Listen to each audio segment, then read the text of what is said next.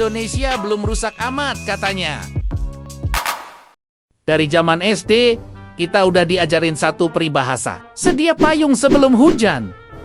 Artinya apa? Antisipasi masalah sebelum kejadian. Masuk akal banget kan buat kondisi Indonesia sekarang? Kita harusnya sedia payung sebelum hujan. Bukan sedia payung setelah hujannya jadi badai sampai rumah lu kelelep banjir. Logika yang gampang banget dicerna, tapi sayangnya di dunia perkontenan duniawi dan edukasi saat ini, logika sesederhana itu ternyata susah banget diterapin. Mohon maaf nih, gue agak curhat dikit. Jujur, gue udah mulai pusing dan muak sama orang-orang yang kerjanya ngeritik pemerintah di timeline. Mulai dari influencer centang biru, kritikus, sampai aktivis sosial media. Gue kan lagi merintis channel edukasi nih. Niatnya murni pengen ngebedah masalah dan ngajak mikir. Tapi giliran orang-orang yang kor-kor ngeritik itu gua ajak collab buat ngomongin solusi.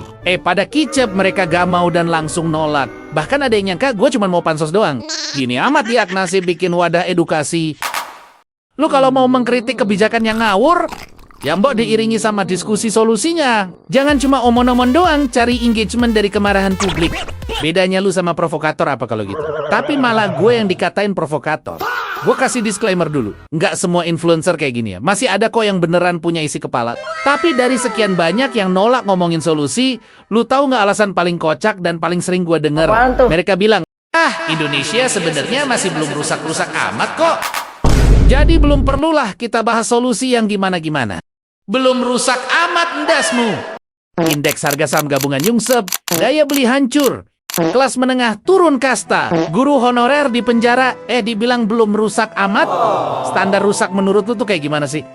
Nunggu rudal nuklir jatuh di Monas, baru lu mau mikir solusi. Goblok! Ini kan konyol banget, bos. Lucu gitu loh. Masa kita harus nunggu negaranya rata sama tanah dulu baru panik nyari solusi? Masa kita harus nunggu Presiden Probski lengser atau ganti rezim dulu? Baru kita pura-pura jadi pahlawan kesiangan yang bawa grand design perbaikan?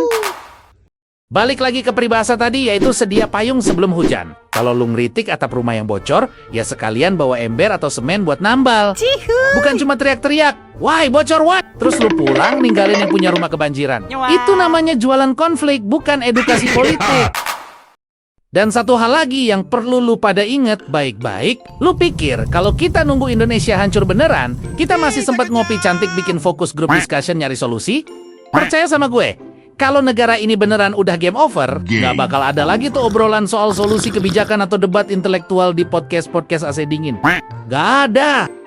Yang ada, kita semua bakal otomatis masuk survival mode.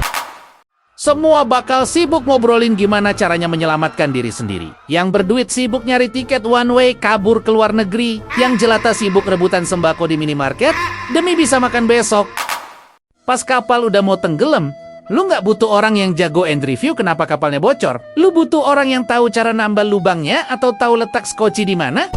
Jadi buat para influencer dan kritikus yang ngerasa kalau lu emang beneran peduli sama negara ini, mari duduk bareng. Kita bahas solusi, kita diskusi gagasan, bukan cuman adu like sama adu retweet. Gue tunggu di channel ini. Kalau lu tetap gak mau karena alasan belum rusak amat, ya udah.